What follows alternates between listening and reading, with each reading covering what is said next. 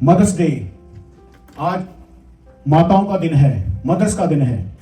सभी माताओं को मेरी तरफ से, पूरी मिनिस्ट्री की तरफ से, हम सब की तरफ से सभी माताओं को हार्दिक शुभकामनाएं। हालेलुया। प्रभु आपको खुश रखे, प्रभु आपको बरकत दे, तंदुरुस्त रखे और आप प्रभु में बढ़ते जाएं। हालेलुया। मेरे प्रियो, बाइबल में आज हम जो देखने जा रहे हैं, दुनिया का एक दस्तूर है, दुनिया एक चीज को अक्सर बोलती है, मां कुमां नहीं होती। बोलो मां कुमां, यानी कि मां दुष्टता के काम बच्चों को लेकर नहीं कर सकती। पुत्र कुपुत्र हो जाते हैं, जो पुत्र होते हैं वो पुत्र बदल जाते हैं, बच्चे बदल जाते हैं, पर मां कभी बदलती नहीं। आप सहमत हैं इस बात के साथ? कितने लोग सहमत हैं और कितने लोग नहीं सहमत हैं? हाँ ठीक है, आप सहमत हैं। लेकिन बाइबल के अंदर जब हम देखें तो बाइबल बिल्कुल इस कहावत से उल्ट चलती है। बाइबल का जो परमेश्वर है, जो कलाम है, वो इस जो धारणाएं जो है इसके बिल्कुल उल्ट चलती है। कैसे? बाइबल बयान करती है, बाइबल बताती है कि मां भी गलत हो सकती है।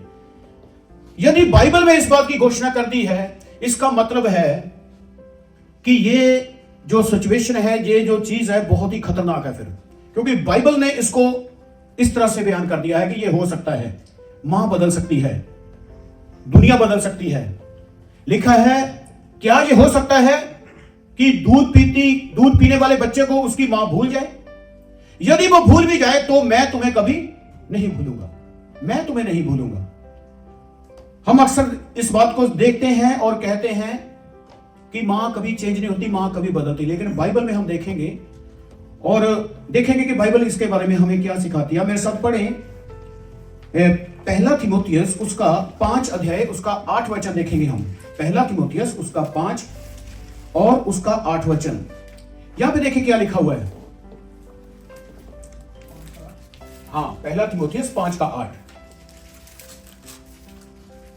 पर यदि कोई अपनों की और निज करके अपने घराने की चिंता ना करे तो वह विश्वास से मुकर गया है। सुने, लिखा है यदि कोई अपनों की, अपने रिश्तेदार भी हो सकते हैं, अपने बहुत से रिलेशन वाले लोग हो सकते हैं। बाइबल कहती है यदि कोई अपनों की और खास करके निज करके, खास करके अपने घराने की चिंता ना करे तो वो व्यक्ति क्या है? अपने विश्वास से मुकर गया है और वो अविश्वासी से भी बुरा हो गया है। जो लोग मसीह पर या परमेश्वर पर जो विश्वास नहीं करते, जो दुनिया में खुदाओं को ढूंढते फिरते हैं और पत्थरों और मूर्तियों में ढूंढते हैं, वो जो व्यक्ति है जिसकी ये हालत हो चुकी है, जिसको कोई चिंता नहीं है, ना अपनों की ना अपने घराने की जिसको चिंता है, वो व्यक्ति उससे भी ज्यादा बिगड़ा हुआ है और खराब हो चुका है। ये बाइबल कहती है। आपको पता है घरानों की चिंता कौन करता है? घर की चिंता कौन करता है? माँ बाप करते हैं। बच्चों को कैसे पढ़ाना है, कैसे काम सिखाने हैं और कैसे इनको सेट करना है, कैसे इनकी शादियां करनी है, कौन से खर्चे कहां करने, उनको बहुत कुछ पता होता है, सब कुछ उनको पता होता है, कैसे इनको आगे लेके जाना है ना। और जो ये चीजें ना करे, जो इस चीज की टेंशन ना रखे, तो लिखा है वो तो अविश्वासी से भी क्या है जी? बिगड़ा हुआ है। बोलो क्या है? वो तो उससे भी ज्यादा नीचे बिगड़ा हुआ है। मेरे प्रियो, हम एक किरदार को देखेंगे जिसने अपने परिवार में एक कातिल को बना दिया। और किरदार कौन था जी बनाने वाला? मां। हम देखते हैं मां कभी बच्चों को गलत शिक्षा नहीं देती, लेकिन बाइबल कुछ और बयान करती है। पढ़े जरा, आपको फिर दुनिया में पिक्चरें नजर आनी शुरू हो जाएगी कि हाँ ऐसा हो सकता है। आप मेरे साथ पढ़े मत्ती की इंजील उसका 14 अध्याय उसका 8 वचन पढ़े। यहां पे एक स्टोरी हम देखेंगे, मत्ती 14 का 8। वह अपनी माता के उसकाने से बोली, हाँ, यूहन्ना बपतिस्मा देने वाले का सिर थाल में यही मुझे मंगवा दे। सुने, यहां पे एक स्टोरी है। राजा हेरोदेस जो है, इसका जन्मदिन है और इसने एक घोषणा की, यदि कोई नाच के मुझे खुश करेगा तो मैं उसको मुंह मांगा वरदान दूंगा। कौन सा वरदान? जो मुंह से निकलेगा मैं पूरा कर दूंगा। तो यहां पे एक लड़की है, छोटी बच्ची है, इसने अच्छे से डांस किया और नाच कर इसने राजा के मन को जीत लिया। राजा ने इसको पूछा, बेटी तुझे क्या चाहिए? ये मांगने की बजाय ये अपनी मां के पास गई मां के पास गई और मां को बोला जाके मैं क्या मांगू। उसने बोला ऐसे कर, यूहन्ना बपतिस्मा देने वाले का सिर मांग ले। क्यों ऐसे किया? क्योंकि यूहन्ना बपतिस्मा देने वाला जो था वो एक प्रभु का दास, एक नबी था उस समय। इसने ऐसा क्यों किया? इस मां ने ऐसा क्यों किया? क्योंकि ये मां जो थी थोड़ी गलत थी।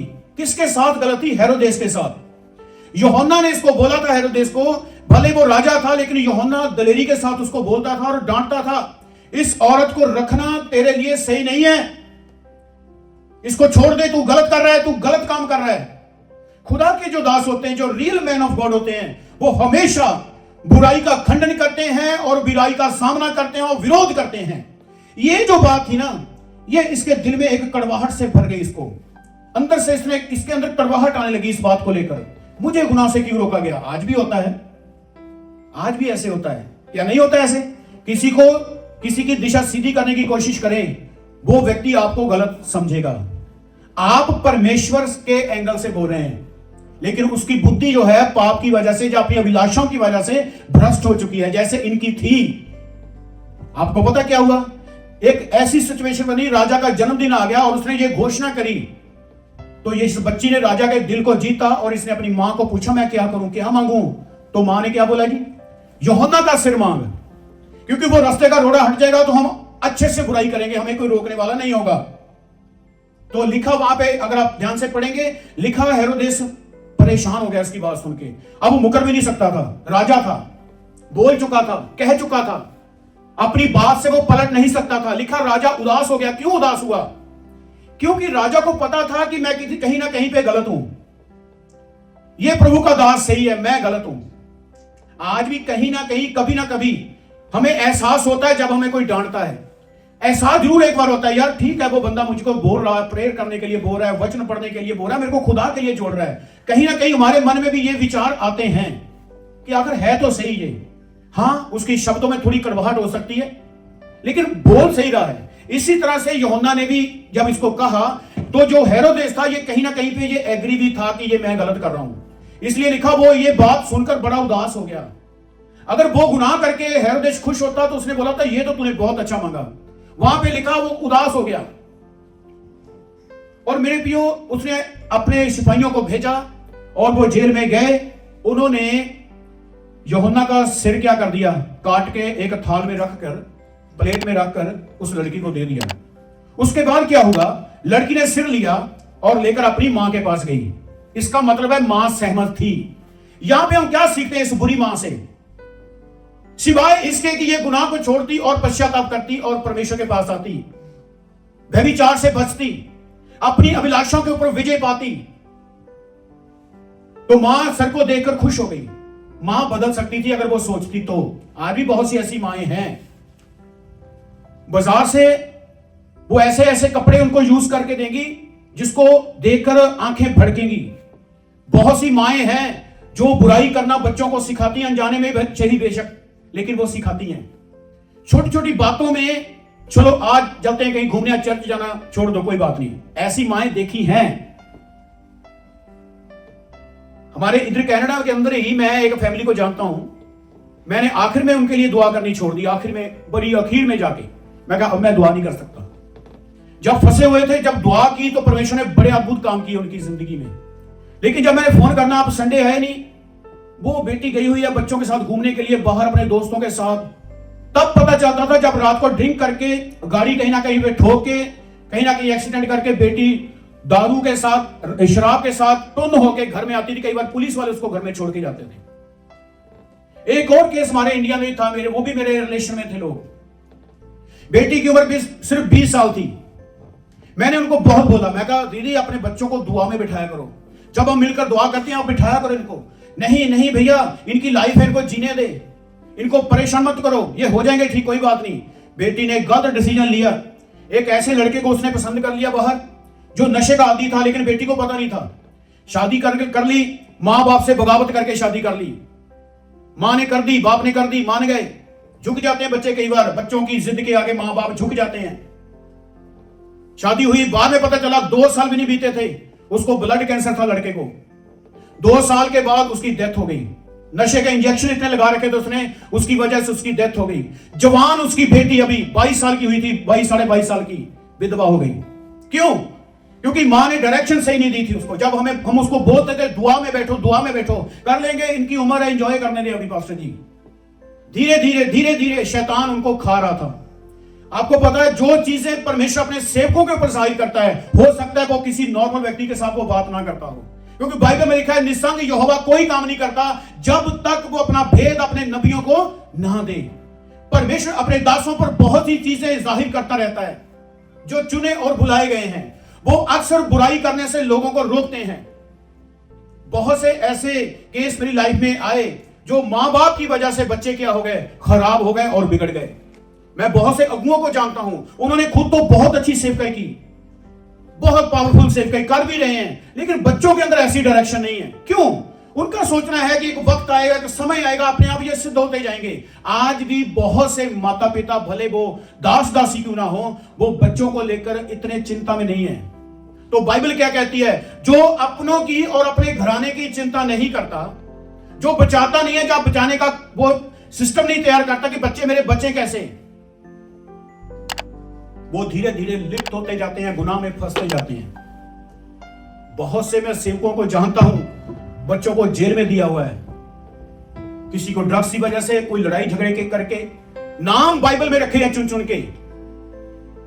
मैं कई लोगों को जानता हूं जो पतरस नाम के व्यक्ति हैं जो जेल में डके हुए हैं, याकूब के नाम के व्यक्ति हैं जो जेलों में हैं, डेविड नाम के कई गुंडे ऐसे बन चुके हैं लड़के जो जेल में हैं। नाम रखने से कुछ नहीं होगा, आपका निजी कैरेक्टर तय करता है कि आपने करना क्या है। तो मेरे प्रियो, बाइबल कहती है वो ऐसे जो व्यक्ति अपने परिवार, घरानों और अपनों पर जो ध्यान नहीं देते, चिंता नहीं करते, वो अविश्वासियों से भी बुरे हैं। ये बाइबल कहती, मैं नहीं बोलता इसको, जिनको कोई चिंता नहीं है।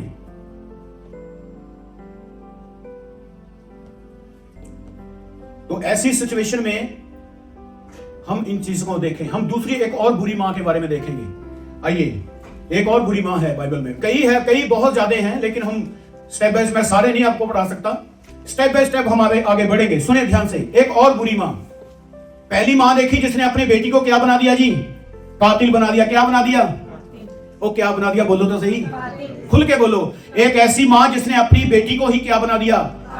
इससे अच्छा कि वो उसको माफ करती, उसका कैरेक्टर चेंज हो जाता और खुदा यहोवा उसको क्षमा कर देता। उसने पहले तो जिना करी की, गुनाह किया, दूसरा कत्ल करवा दिया। किसका? नॉर्मल बंदे का नहीं, चुने हुए प्रभु के दास का, जिसके विषय में लिखा है कि जंगल में पुकारने वाले का शब्द हूं मैं, जिसके विषय में यशायाह नबी ने कहा है। वो प्लान ऑफ गॉड मैन था, वो परमेश्वर के प्लान के द्वारा तैयार किया गया था। वो जंगल में पुकारने वाले का शब्द था, वो यूहन्ना बपतिस्मा देने वाला, वो खुदा के तरफ से ठहराया हुआ एक जन था। लेकिन एक अभिलाषा की वजह से, गुनाह की वजह से उसको कत्ल कर दिया गया। सिर्फ पाप को लेकर वो रोक रहा था इनको। होता है आजकल ऐसा। एक कहावत है, पैंदियां चंगे नु फटकारा, मौजा लुटियां चोरा यारा। जो अच्छा होता है उसको फिटकारा जाता है, लेकिन मौज मस्ती में कौन जीते हैं? जो गुनाह में लिप्त हैं। इनको थोड़ी देर के लिए ऐसा लगता था। एक और बुरा कैरेक्टर हम देखेंगे मां का। पहला राजा उसका 3 अध्याय उसका 26 पढ़े। यहां पे भी एक स्टोरी है, पूरी स्टोरी नहीं मैं आपको पढ़ाऊंगा, सिर्फ एक शब्द को लेंगे।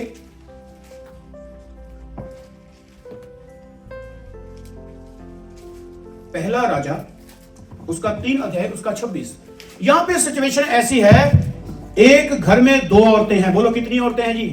और दोनों माएं हैं। एक मां ने जब बच्चे को पैदा किया, थोड़े दिनों के बाद बच्चे को उसने अपने नीचे दबा के क्या कर दिया? मार दिया। और जब उसको पता चला कि मेरा बच्चा मर चुका है, उसने धीरे से उठी, क्योंकि एक ही घर में रहते थे, अपना मरा हुआ बच्चा दूसरी औरत के साथ लेटाया, उसका जीवित बच्चा अपने पास लेटाया। जब वो अच्छे वाली मां उठी और जब उसने अपने बच्चे को दूध पिलाना चाहा, तो उसने ध्यान से देखा, ये तो बच्चा मेरा नहीं है, मेरा बच्चा तो जिंदा था, ये कैसे मर गया? तो ये बात राजा के सामने पहुंच गई। और राजा कौन था जी? सुलेमान। ऊपर से इसकी आप टॉपिक पढ़ेंगे तो यहां पे लिखा है सुलेमान का अद्भुत न्याय। हाँ पढ़े, इसका 3 का 26 पढ़े, आपको पता चलेगा कैसे हुआ। तब जीवित बालक की माता का मन अपने बेटे के स्नेह से भर आया।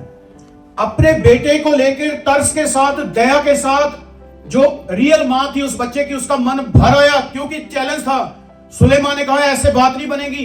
वो दोनों लगातार लड़ रही थी, बच्चा मेरा है, जिंदा बच्चा मेरा है, मुर्दा तेरा है। वो बोलती नहीं, मुर्दा तेरा है, जिंदा मेरा है। ये आपस में वाद विवाद हो रहे। यदि आप ऊपर से इसको पढ़ेंगे 3 का 16 से लेकर उसका पूरा अध्याय लास्ट तक पढ़ेंगे, आपको पता चलेगी ये स्टोरी। तो क्या होता है, राजा बड़ी बुद्धि से यहां पे काम करता है। उसने क्या बोला, एक तलवार लेके आओ। क्या लेके आओ, बोलो सब, क्या लेके आओ। उसने कहा ऐसे नहीं बात बनेगी। फिर जब उसने तलवार की बात की तो जो मां थी, जो रियल वाली मां थी, उसका कलेजा फट गया। उसने कहा ऐसा नहीं करना। थोड़ा और आगे पढ़े आप। और उसने राजा से कहा, हे मेरे प्रभु, हाँ, जीवित बालक उसी को दे, हाँ, परंतु उसको किसी भांति ना मार।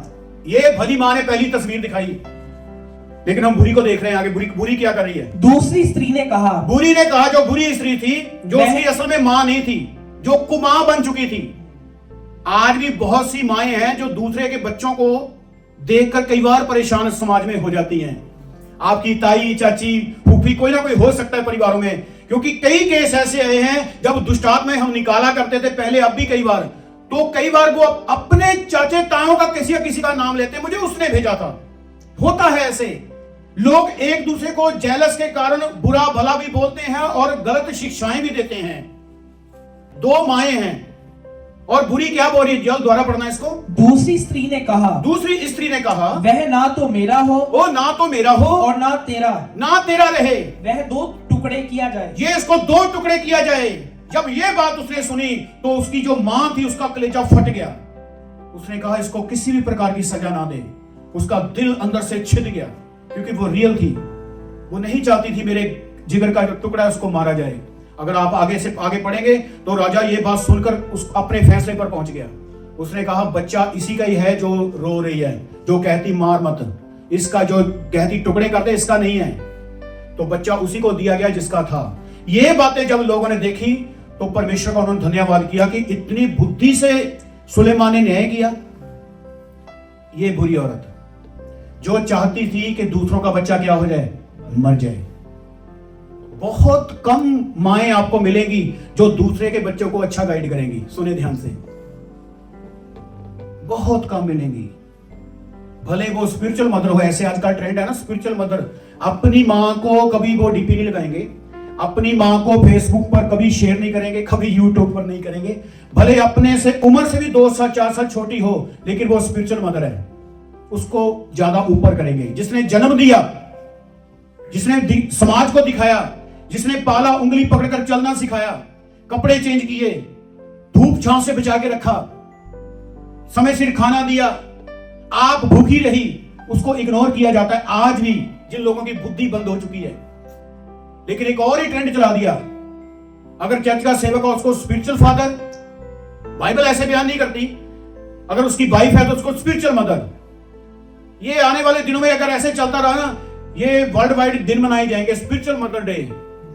स्पिरिचुअल बर्थडे तो होने शुरू हो ही गया, बहुत सारे लोग मना रहे हैं स्पिरिचुअल बर्थ, यानी कि बपतिस्मा लेने का दिन वही मना रहे हैं। ये एजेंडे हैं, ये ऐसे, बाइबल में ऐसा कुछ नहीं है। तो ये औरत जो थी यहां पे दूसरे के बच्चे को क्या करना चाहती थी जी, मारना चाहती थी। जैसे उस औरत ने अपनी बेटी को कातिल बनाया, ये खुद कत्ल करवाना चाहती थी। ये 2 बुरी माएं, और भी बहुत हैं इसमें, अभी मैं पढ़ा सकता हूं। मेरे प्रियो, वचन में लिखा है कि परमेश्वर इंसानों की तरह नहीं सोचता। जो हम अपने इर्द गिर्द देख रहे हैं ना माहौल, कई बार देखने को हमें बहुत अच्छा लगता है, क्या बात है, लेकिन उसमें भी कहीं ना कहीं पे स्वार्थ होता है। बिना स्वार्थ के कुछ नहीं होता। परमेश्वर पिता ही है जो सच्चा प्रेम करता है और इंसान को सुधारना चाहता है। उसके नीचे जो कुछ भी हो रहा है स्वार्थ है कहीं ना कहीं पे। मैंने ऐसी माएं भी देखी हैं जो दोस्त अपने बेटों के दोस्तों के साथ ही भाग गई। आपने देखा ना, कई रिपोर्टें ऐसी आती हैं, ये होता है ऐसे। ये रियल बात बोल रहा हूं मैं, अखबार को उठा के देखें। अपने बेटों के दोस्तों के साथ भाग गई, अपने पति के दोस्तों के साथ ही भाग गई। होता है। ये जो ऐसे लोग हैं जो अपने परिवारों को, अपने घरानों को क्या डायरेक्शन देंगे बताओ। इसलिए यीशु मसीह का आना जरूरी था कि वो आए, लोगों की गलतियों से उनको उभारे और बाहर निकाले। ये कैरेक्टर था बुरी मां के बारे में जो हम देख रहे थे। अगला हम देखेंगे, अब चलते हैं अच्छी मां की ओर। बोलो हालेलुया। हमने अब तक कौन सी मां के बारे में सीखा? बोलो बोलो, बुरी मां नहीं, बुरी मां, बुरी मां बुरी मां के बारे में सीखा। तो अब हम सीखने जा रहे हैं अच्छी मां के बारे में। बोलो हालेलुया। अच्छी मां, आइए पढ़ते हैं दूसरा थिमोथियस, उसका 1 अध्याय, उसका 5 वचन। अच्छी मां कैसे बनी, अच्छी मां की प्रशंसा कैसे हुई, यहां से आपकी जिंदगी में एक ग्रेस परमेश्वर की तरफ से काम करेगा यदि आप ध्यान से इन चीजों को आज सीखते गए। दूसरा थिमोथियस उसका 1:5 पढ़े जरा। मुझे तेरे उस निष्कपट विश्वास की। पौलुस जब थिमोथियस को ध्यान से देखता है, उसकी जिंदगी को देखता है, तो पौलुस को थिमोथियस को देखकर एक बात वो बोलता है, कहता मुझे जो तेरे अंदर निष्कपट, क्या है जी, निष्कपट विश्वास जो तेरे अंदर है, वो भली बाती क्या है, उसको मैं जानता हूं। पौलुस एक बच्चे को देखे, पौलुस एक थिमोथियस को, अपने चेले को देखकर उसकी प्रशंसा तो करता है, पर उसका असल चेहरा किसके सर पर वो बांधता है? पढ़े आगे। मुझे तेरे उस निष्कपट विश्वास की सुधि आती है। मुझको तेरा निष्कपट विश्वास बहुत याद आता है। तू कैसा विश्वासी है? जो पहले तेरी नानी लोइस और तेरी माता यूनिके में था। हालेलुया, बोलो तो सही, हालेलुया। मुझे तेरी निष्कपट जो विश्वास तेरे अंदर था, उसका बहुत ही मुझको याद आती है, जो पहले तेरी नानी के अंदर था, और तेरी नानी की जो पवित्रता थी, उसका जो विश्वास था, वो तेरी मां के अंदर भी गया। तेरी नानी भी बहुत अच्छी थी और तेरी मां भी बहुत अच्छी थी, इसलिए तू भी बहुत अच्छा है। बोलो हालेलुया। मेरे प्रियो, प्रभु यीशु मसीह ने बोला, जो वृक्ष है वो अपने फल से पहचाना जाता है। जो वृक्ष है उसको उसका फल बताएगा भाई कौन सा है वो फलों से उसकी पहचान हो जाती है। अच्छा वृक्ष वचन में लिखा है अच्छा फल देता है, बुरा क्या देता है जी? बुरा फल देता है। अच्छा वृक्ष कभी भी बुरा फल नहीं दे सकता, ये बाइबल कहती है। और जो बुरा वृक्ष है वो उसके अंदर कभी अच्छा फल नहीं आ सकता। फिर अच्छा वृक्ष कभी बुरा फल नहीं लेके आ सकता। जो अच्छे लोग हैं, जिनके अंदर कलाम है, उनको दुनिया से कोई मतलब नहीं, संसार किधर को जाता है, उनको एक ही चीज से मतलब है, मेरा और तुम्हारा परमेश्वर हमारे लिए क्या बोलेगा, हमारे लिए वो क्या कहेगा, लोग क्या कहेंगे हमें लेकर। वो दिन रात अपनी और अपने परमेश्वर की इज्जत को बढ़ाने में लगे हुए हैं, जो अच्छे लोग हैं। हालेलुया। वो कभी भी अपने बच्चों को ना तो गलत गाइड करेंगे और ना गलती की तरफ जाने देंगे। क्योंकि यहां पे देखो कैसे, अगर मां की इज्जत की गई है पौलुस के द्वारा, तो मां की भी इज्जत की गई है। हालेलुया। इसलिए तो एक गीत भी है ना, मैं और मेरा घराना यीशु मसीह के साथ रहेंगे। इसलिए तो ये चीजें बनी है। प्रार्थना करने वाली मां प्रार्थना करना सिखाएगी। फैशनर मां है जो, जिसको फैशन करना अच्छा लगता है, वो कभी अपनी बच्चों को कभी रोकेगी नहीं। जब कुछ गलत हो जाएगा फिर कहेंगे दुआ करो, पता नहीं क्या हो रहा है। वचन में बहुत क्लियर लिखा है कि तुम परमेश्वर के नजदीक जाओ, वो भी तुम्हारे नजदीक आएगा। उसकी आज्ञा माननी पड़ेगी। ये नहीं कि परमेश्वर आपको कहीं बैठा मिलेगा, आप उसके पास जाके बैठ जाएंगे तो वो भी आपके पास आ जाएगा, ऐसा नहीं है। आज्ञा दर आज्ञा, अंश करके जब आप प्रभु के लिए बदलते जाएंगे, तो खुदावंद खुदा जो है, उसका जो जाहो जलाल है, वो आपकी जिंदगी में प्रवेश करता जाएगा और आपके अंदर से एक नया मनुष्य निकलकर बाहर आता जाएगा। हालेलुया। पुराना मिटता जाएगा, नया आपके अंदर आता जाएगा, नया आता जाएगा। ठीक उसी तरह जैसे एक बोतल में यदि पानी गंदा भी है ना, उसको लगातार आप नल के नीचे या टूटी के नीचे रखें और पानी खोल दें, और धीरे धीरे उसकी सारी जो गंदा पानी है उसको बाहर निकाल देगा, वो फिर साफ पानी आपको मिलेगा। इसी तरह से जीवन में कई बार गलतियां होती हैं, गलतियां आ जाती हैं। लगातार इस वचन को, जो जीवन का जल है, इसको लगातार पिएं और अपनी जिंदगी में अलाउ करें, लागू करें और लगातार इसमें बढ़ते जाएं। एक दिन ऐसा आएगा, आप धीरे धीरे धीरे धीरे, आज हो कल हो, बदलते बदलते बदलते आखिर में बदल जाओगे। Hallelujah, hallelujah. मेरे प्रियो, हम सुन रहे हैं अच्छी मां के बारे में। बेटे के द्वारा नानी की भी इज्जत हुई, उसी बेटे के द्वारा मां की इज्जत हुई, तीनों की इज्जत हुई। और हुई भी किसके द्वारा? प्रभु के दास के द्वारा। बोलो हालेलुया, हालेलुया। ओके, हम पढ़ेंगे एक और अच्छी मां की तरफ हम चलते हैं। हम पढ़ेंगे पहला शमूएल उसका 1 अध्याय उसका 25 वचन पढ़े, थोड़ा 25 पढ़े, आपको पता चलेगा। सेकंड दूसरी मां, अच्छे वाली मां को हम फिर सीखेंगे एक बार। हाँ पढ़े। और उन्होंने बछड़ा बलि करके हाँ बालक को एली के पास पहुंचा दिया। हाँ, बछड़े को क्या किया जी? बलि किया। और बालक को कहां पहुंचा दिया? ये यहां पे हन्ना की बात हो रही है। किसकी बात हो रही है? हन्ना की बात हो रही है। तब हन्ना ने कहा, हे मेरे प्रभु, तेरे जीवन की शपथ, हे मेरे प्रभु, मैं वही स्त्री हूँ जो तेरे पास यही खड़ी होकर यहोवा से प्रार्थना करती थी। यह जब इस मां के पास कुछ नहीं था, ये तब कहां खड़ी थी? यहोवा के पास। जब बच्चा इसके पास आ गया, ये तब भी कहां खड़ी है? यहोवा के पास। यदि आप इसको 9 से पढ़ेंगे, थोड़ा ना 9 से पढ़े, 9 आयत पढ़े इसकी। तब शीलो में हाँ? खाने और पीने के बाद हन्ना उठी और यहोवा के मंदिर के चौखट के एक बाजू के पास एली याजक कुर्सी पर बैठा हुआ था। हाँ, ये यहाँ पे स्टोरी है। चौखट पर एली बैठा है और ये वहां पर उसके पास गई।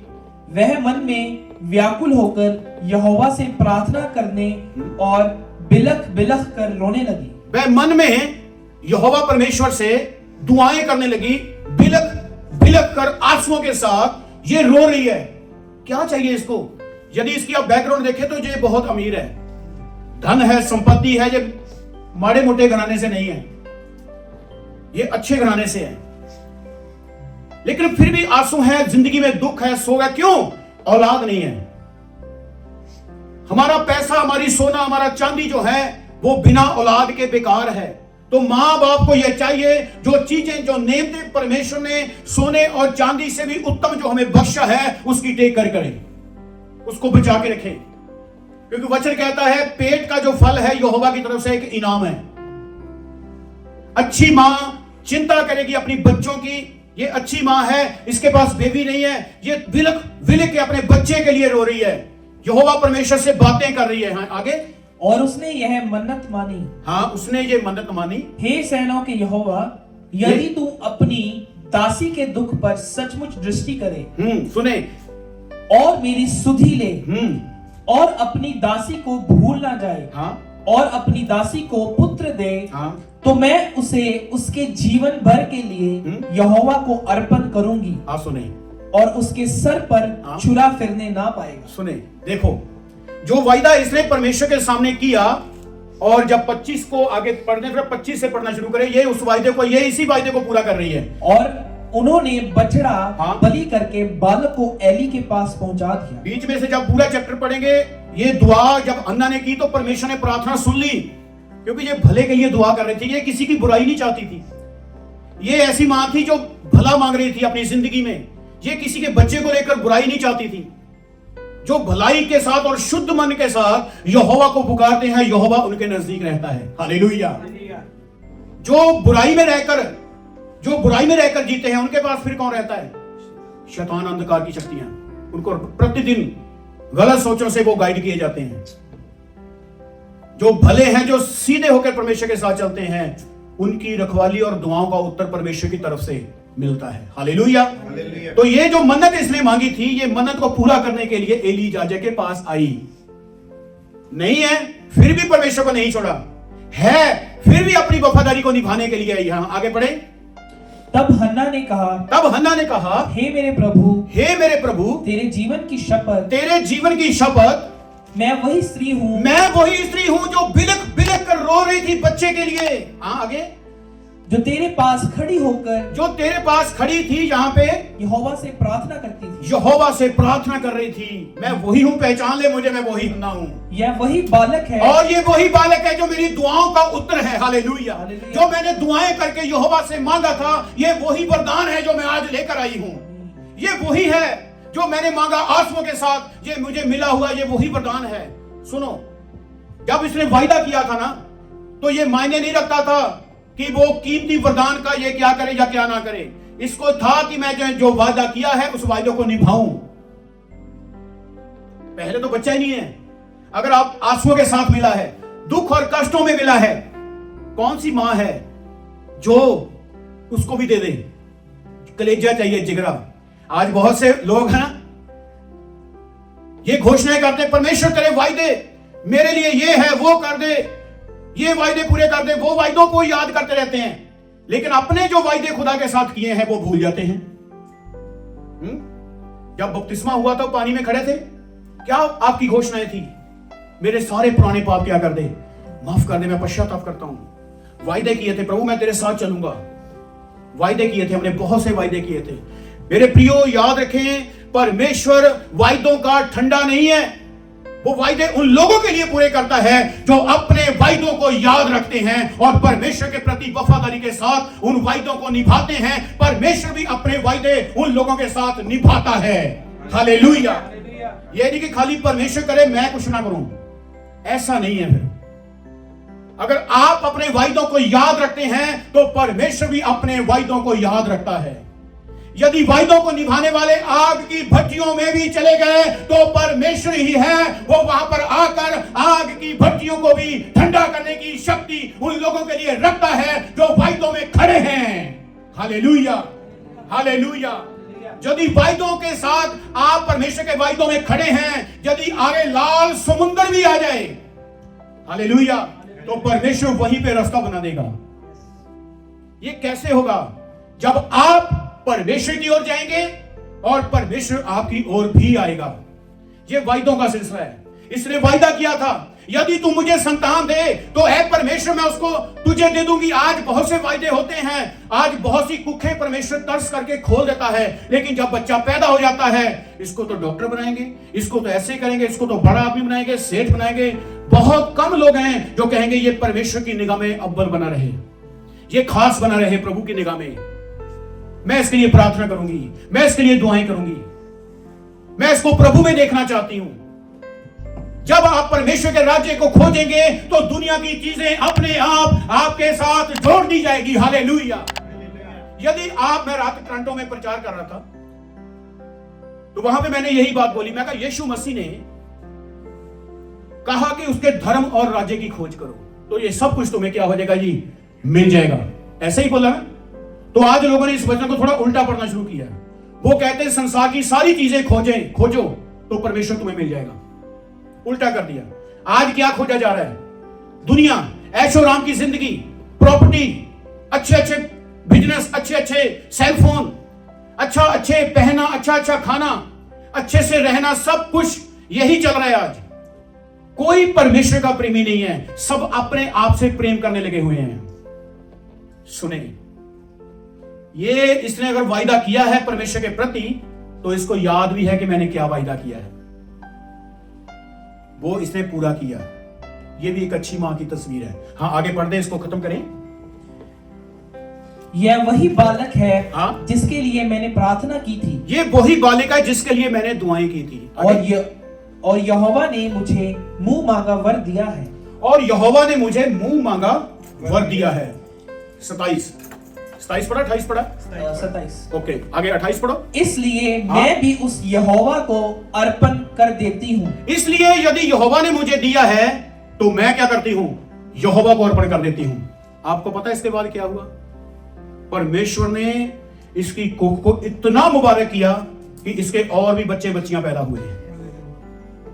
बच्चे में लिखा दो तो तुम्हें दिया जाएगा। बोलो, दो तो तुम्हें दिया जाएगा। पैसा नहीं है यहां पे, बहुत कुछ है देने के लिए, बहुत कुछ है देने के लिए। दो तो तुम्हें भी दिया जाएगा। हम देना क्या चाहते हैं? थोड़ा बहुत दान दे दिया, बस हमारी ड्यूटी खत्म हो गई। रोज अपनी जिंदगी को परमेश्वर के लिए दें तो वो भरपूरी के साथ तुम्हें लौटाएगा। हालेलुया। 10 मिनट ईमानदारी के साथ रोज दें। अगले ही दिन आप 20 मिनट ईमानदारी, 10 मिनट आप देंगे और 10 मिनट यहोवा आपकी जिंदगी में प्लस कर देगा। कितने हो जाएंगे जी?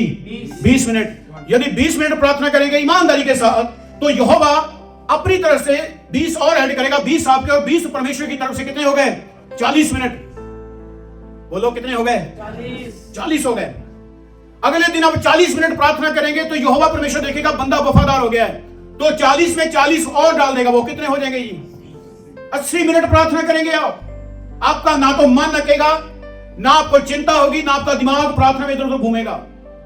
जैसे घुटने टेकेंगे, आंखें बंद करेंगे, स्वर्ग में आपकी आंखें खुलेगी ईमानदारी के साथ। लेकिन ऐसा होता नहीं है। एक दिन तो बड़े प्रेशर के साथ दुआ कर ली, दूसरे दिन की नहीं। ये है हमारी वफादारी। तो फिर संडे आते हैं, उतरा उतरा उतरा, ऐसे होता है। कैसे उतरेगा वो? वफादारी तो नहीं है। एक दो चार दिन तो अच्छे से जोर लगा दिया, नेचर भी अच्छा रखा, अगले ही पॉइंट में कुछ ऐसा आगे आया, ठोकर लगी, सारा कुछ नीचे ताश के पत्तों की तरह गिर गया। फिर निराश हो गए, हताश हो गए, दुखी हो गए। सुने, प्रभु यीशु मसीह ने एक वृक्ष की उदाहरण दी है बाइबल में। कहता अच्छा वृक्ष हमेशा अच्छा फल देता है। यहां पे प्रभु यीशु मसीह ने वृक्ष को क्यों चुना? मेरे प्रियो, मैं आपको बताना चाहता हूं, आप ना वृक्ष को, दरख्त को ध्यान से देखा करें। उसके ऊपर हर प्रकार का मौसम आता है। आता कि नहीं आता? कभी तो ऐसा मौसम आता है बहुत हरा भरा लगता है, ओहो हो, वो खुशी से लहराता है, खुशी खुशी होती है उसको। कुछ ऐसा मौसम भी आता है उसके पत्ते सारे गंजा हो जाता है वो पूरा गर्मी में, फिर भी वो सहता है। उसके ऊपर हर मौसम का प्रभाव आता है। आता कि नहीं आता? ये हमारा जीवन है। कभी तो बहुत अच्छा भी होगा हमारे साथ और कभी बहुत बुरा भी होगा। हन्ना के पास जब पतझड़ थी, जब दुख था, पतझड़ जो मौसम है वो दुख को दर्शाता है जो दरख्त के ऊपर आता है। हन्ना के पास जब कोई पत्ता नहीं था, कोई बेटा की आशीष नहीं थी, कोई खुशी नहीं थी, इसकी जड़ें तब भी यहोवा परमेश्वर में लगी हुई थी, ठीक उस वृक्ष की तरह। चाहे उसके पतझड़ तो आती है, लेकिन वो कायम किस लिए है? क्योंकि जमीन में उसकी जड़ें लगी हुई हैं। सुने, अगर वो दरख्त को उखाड़ कर फेंक दें, उसकी जड़ ही निकाल दें, फिर उसके लिए कोई मौसम आएगा? फिर नहीं आएगा। यही हमारा जीवन है मेरे प्रिय। इसलिए प्रभु यीशु मसीह ने वृक्ष की उदाहरण दी है। पतझड़ आएगी पर आपकी जड़ें जो हैं वो यहोवा परमेश्वर के कलाम में लगी रहे। हालेलुया। पतझड़ आएगा, मौसम आएगा, गर्मी आएगी, लू पड़ेगी, बहुत कुछ होगा, लेकिन एक दिन ऐसा मौसम भी परमेश्वर लेकर आएगा कि आप फिर से हरे होने शुरू हो जाएंगे, क्योंकि आपकी जड़ें कायम हैं। अपनी जड़ें कायम रखें। हालेलुया। हन्ना को देखें, पतझड़ था, दुख था, कष्ट था, शोक था, आंसू थे, लोगों की बोलियां जो रोज सहती थी। लिखा है इसकी जो जेठानियां या दरानियां जो घर में होती हैं औरतें, वो इनको चिढ़ाती थी हन्ना को, बांझ बांझ कहती थी। क्या कहती थी? तेरे बच्चा नहीं होगा, तेरे बच्चा नहीं होगा, मेरे पास तो है, तेरे पास तो नहीं है। एक माँ को जब ये बात बोली जाती है जिसके पास बच्चा नहीं है, तो उसके कलेजे पर क्या गुजरती है एक माँ, एक औरत ही समझ सकती है। और बहुत से लोग हैं ऐसी माहौल में डिवोर्स कर देते हैं। ऐसा भी होता है, वो पतझड़ को सह नहीं पाते, वो सूखे हुए वृक्ष के समान है, वो डिसीजन चेंज करते हैं और शादियां करते हैं, डिवोर्स हो जाते हैं। लेकिन ये ईमानदार बंदा जो इसका पति है, ये ईमानदारी के साथ हन्ना की इज्जत करता रहा, वफादारी के साथ बना रहा, हन्ना को डोलने नहीं दिया, उसको यहोवा के घर में बराबर लेके जाता था। यहां पे एक पति की बहुत अच्छी तस्वीर है। इसका जो पति है वो यहोवा के घर में जाता और अपने सारी भेंटें वो वहां पे चढ़ाया करता था और दुआएं किया करता था। ये हन्ना के साथ बेजोर लगाता था कि परमेश्वर इसकी प्रार्थना सुने। जो लेडी परमेश्वर के प्रति वफादार है, उसका पति भी उसके साथ वफादार ही होगा। हालेलुया। जो मां अपने परमेश्वर के प्रति ईमानदार है, उसके बच्चे भी ईमानदार ही होंगे। हालेलुया। जैसे मैंने आपको थिमोथियस के बारे में पढ़ाया, अगर मां और नानी वफादार थी तो थिमोथियस भी परमेश्वर के प्रति वफादार निकला। धोखा कौन खाते हैं? जो बुरे होते हैं। बुरे लोग बुरे से बुरे होते जाएंगे, ऐसे लिखा अंत के दिनों में। इसलिए अपनी क्या करें? चौकसी करें, कहीं गुम ना हो जाएं आप। हमारी कोई कीमती चीज खो जाए तो हम उसको पूरी मेहनत के साथ ढूंढना चाहते हैं, कोशिश करते हैं, जब तक वो मिल नहीं जाती हम टेंशन में रहते हैं। लेकिन मेरे प्रियो, यहां पर बहुत ही बहुमूल्य अनंत जीवन हमारा खो रहा है। इसको लेकर आप ढीले ना पड़े। कहीं वो खुशी जो यीशु मसीह ने अपने क्रूस के द्वारा हमें दी है वो हमसे खो ना जाए। इसलिए जागरूक रहें अपने परिवारों के लिए, अपने बच्चों के लिए, और अपनी अच्छी मां होने का सबूत पेश करें। प्रभु आपको बहुत सी आशीष दे। आइए अपनी आंखों को बंद करें, हम दुआ में चलते हैं। और उस वचन में से पास्टर जी ने एक बात बोली कि जो नानी की विश्वास था वो विश्वास माँ में आया और माँ से वो विश्वास आगे तीमोथियस में भी आ गया। तो मैं भी अपनी गवाही आपको बताना चाहूँगा कि जब मैं पैदा हुआ था तो मैं मरा हुआ पैदा हुआ था, मेरे में सांस नहीं थी। और जब मैं पैदा हुआ तो ऐसे नीला, पूरा नीला हो गया, तो सारे घर वाले रोने लग गए, सभी की मतलब हो गया। 15 मिनट मुझे सांस नहीं आई थी, 15 मिनट पूरा नीला हो गया। और फिर मेरे दादू हैं और वो सेवकाई करते थे, तो उन्होंने मुझे अपने हाथों में लिया, फिर उन्होंने प्रार्थना करी कि परमेश्वर ये तूने दिया है, इसमें सांस डाल। और जब वो दुआ हुई, और ये बात मुझे तो पता नहीं थी, मतलब जो दाइयाँ होती हैं ना घर पे, उन्होंने प्याज व्याज पता नहीं क्या क्या नाक में घुसेड़ दिया, बताते हैं मुझे तो चलो होश नहीं थी, तो कोशिश करी कि मुझे सांस आ जाए, पर पूरे कहते 15 मिनट इसको सांस नहीं आई। फिर जब दादू ने प्रार्थना करी, और वो प्रार्थना के बाद मेरे में सांस आ गई, और वो गवाही के साथ मैं आज भी यहाँ पे जिंदा खड़ा हूँ, जो तब दुआ मेरे लिए की गई। और उसके बाद जब मैं जिंदा हो गया, फिर मेरी आज, अगर जैसे ब्रदर ने अभी प्रार्थना करी कि गवाही दी कि मैं अपनी माँ की बदौलत यहाँ पे खड़ा हूँ, तो मुझे और मेरे ब्रदर को, ये मेरा छोटा भाई है और हम 2 ही भाई हैं, और हमें भी यहाँ तक पहुँचाने के लिए सिर्फ और सिर्फ मेरी मदर का क्रेडिट है। ये विजन जो आज मैं कनाडा में रह रहा हूँ, ये आज से 20 साल या 25 साल पहले मेरी माँ ने देखा था, क्योंकि तब चर्च में जाते थे तो ऐसे होते थे ना कि इवेंजलिस्ट आते थे, गोरे पास्टर आने, तो उन्होंने इंग्लिश बोली, और मेरी मम्मी को अच्छा लगना कि यार ये दूसरे देश से आए, ये इंग्लिश बोलते, कितने पढ़े लिखे हैं। तो उस विजन को लेकर मेरी मम्मी ने प्रार्थना करी कि जैसे ये है, पढ़े लिखे हैं, मैं अपने बच्चों को ऐसा ही देखना चाहती हूँ कि ये भी एक मुकाम पे पहुंचे। और उसी प्रार्थना के वसीले आज मैं और मेरा भाई, आज हम इस देश में हैं, किसकी बदौलत है? सिर्फ माँ की बदौलत। तो मैं सारा आदर परमेश्वर और अपनी मम्मी को दूंगा, और सभी को एक विनती करूंगा कि अपनी मदर्स को जितना प्यार हो सकता है उतना दें। सबको जय मसीह की। एक बार मां लिए साले जाने ताड़ियां मारो।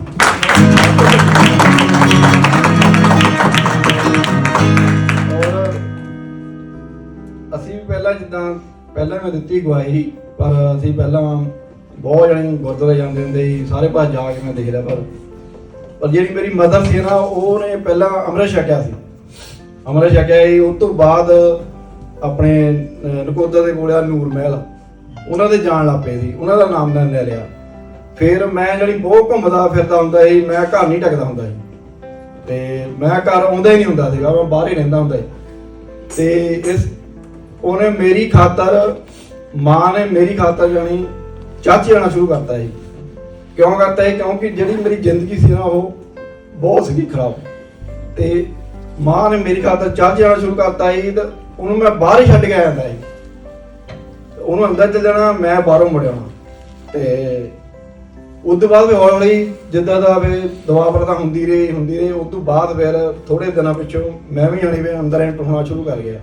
ਫਿਰ ਮੈਂ ਅੰਦਰ ਆ ਕੇ ਪ੍ਰਚਾਰ ਸੁਣਿਆ, ਭਜਨ ਵੀ ਸੁਣਦਾ ਹੁੰਦਾ ਸੀ। ਫਿਰ ਉਸ ਤੋਂ ਬਾਅਦ ਹੌਲੀ ਹੌਲੀ ਉਸ ਤੋਂ ਬਾਅਦ ਜਾਣੀ ਵੀ ਜਾਣੀ ਮੈਨੂੰ ਉਸ ਜਾਣੀ ਚਰਚ ਦਾ ਜਾਣੀ ਮੈਂਬਰ ਬਣ ਗਿਆ ਸੀਗਾ। ਤੇ ਉਸ ਤੋਂ ਬਾਅਦ ਵੀ ਜਾਣੀ ਸੇਵਾ ਏਦਾਂ ਲੱਗੀ ਪ੍ਰਭੂ ਨੂੰ ਲਾਈ ਹੈ ਨਾ, ਦਿਨ ਰਾਤ ਉੱਥੇ ਹੀ ਰਹਿੰਦਾ ਹੁੰਦਾ ਸੀ। ਪਰ ਅੱਜ ਉਹ ਵੀ ਹਾਂ ਇੱਥੇ ਪਹੁੰਚਾ, ਮਾਤਾ ਦੇ ਸਿਰ ਤੇ ਪਹੁੰਚਾ, ਸਿਰਫ ਉਹ ਇਸ ਕਰਕੇ ਵੀ ਮੈਂ ਆਪਣੇ ਖੁਦਾਵੰਦ ਦੇ ਨਾਲ ਲੱਗ ਗਿਆ। ਔਰ ਮੈਂ ਉਸ ਮਾਤਾ ਦਾ ਬਹੁਤ ਬਹੁਤ ਧੰਨਵਾਦ ਕਰਦਾ ਹਾਂ। ਮਾਤਾ ਉਸ ਨੂੰ, ਪ੍ਰਭੂ ਉਸ ਨੂੰ ਇਹਨਾਂ ਲੰਬੀ ਉਮਰ ਦੇਵੇ। ਪਰ ਉਹ ਹੈਂਡੀਕੈਪ ਆ, ਉਹਦਾ ਮਾਤਾ ਡਿੱਪੇ ਸੀ, ਪਰ ਮੈਨੂੰ ਉਹਦਾ ਬਹੁਤ ਫਿਕਰ ਆ, ਉਹਦਾ ਮੋਢਾ ਹਿੱਲ ਗਿਆ, ਉਹ ਹੈਂਡੀਕੈਪ ਆ।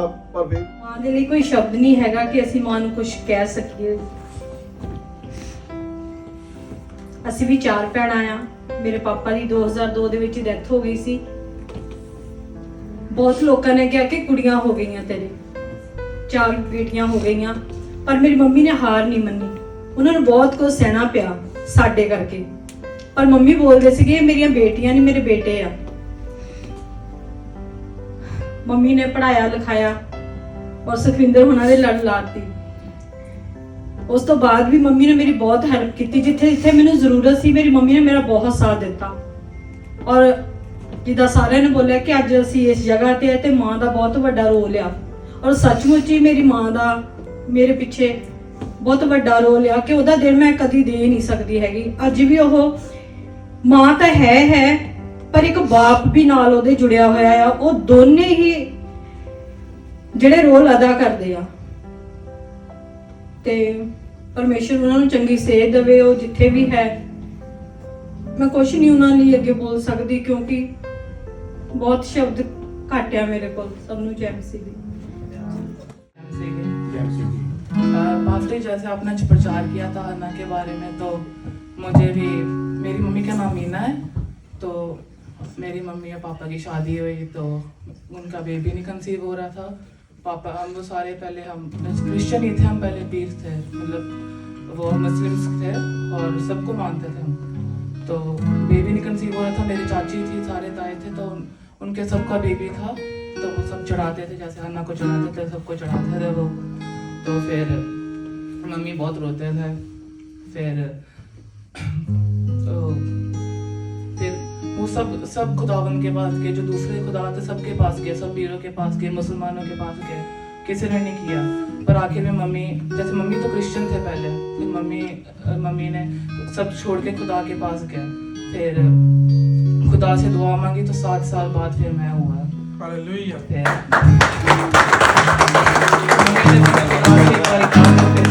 तो हो गया, तो फिर मम्मी ने जैसे हन्ना ने अपना बेटे का नाम सैमसन डाला था, तो मेरा नाम सैम फिर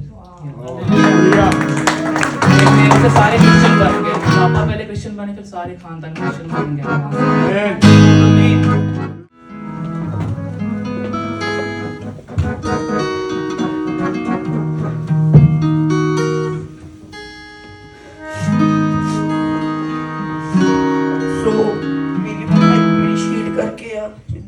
She's my shield. She protects me from everything. Like मेरी केयर करते हैं, अपने नालों भी ज़्यादा केयर करते हैं all the time. जब मैं छोटा होता सी मम्मा मेरे एक्टिवा पीछे बिठा के कहना कि बहुत इतना नहीं करना, गलत काम मुझे नहीं करना. Like she care all the time.